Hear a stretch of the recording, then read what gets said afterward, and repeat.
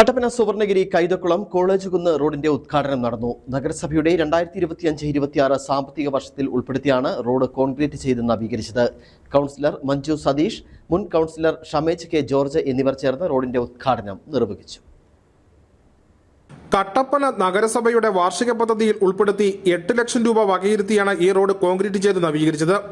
മേഖലയിലെ നിരവധി കുടുംബങ്ങളുടെ ഏക യാത്രാമാർഗമായിരുന്നു ഈ റോഡ്. മൺവഴിയായതിനാൽ മഴക്കാലം ഉൾപ്പെടെയുള്ള സമയങ്ങളിൽ വാഹന ഗതാഗതം ഈ റോഡ് വഴി ദുഷ്കരമായിരുന്നു. പ്രദേശവാസികളുടെ ഈ ആവശ്യം പരിഗണിച്ചാണ് റോഡ് നവീകരണത്തിന് തുക വകയിരുത്തി റോഡ് നവീകരിച്ച് നൽകിയത്. റോഡിന്റെ ഉദ്ഘാടനം മുൻ നഗരസഭാ കൗൺസിലർ ഷമേജ് കെ ജോർജ്, ഇപ്പോഴത്തെ കൗൺസിലർ മഞ്ജു സതീഷ് എന്നിവർ ചേർന്നാണ് നടത്തിയത്. നമുക്കറിയാം, ഒരു ചെറിയ കൈവഴിയായിരുന്നു. അപ്പം നമ്മുടെ പരിസരവാസികളുടെ എല്ലാം പൂർണ്ണ സഹകരണത്തോടുകൂടിയാണ് ഇത് യാഥാർത്ഥ്യമാക്കാൻ സാധിച്ചത്.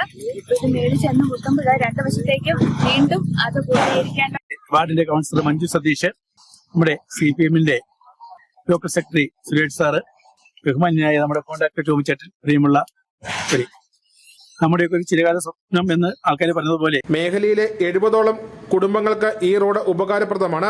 ഉദ്ഘാടന ചടങ്ങിൽ നഗരസഭാ കൗൺസിലർമാർ, പ്രദേശവാസികൾ, പൊതുജനങ്ങൾ തുടങ്ങിയവർ പങ്കെടുത്തു.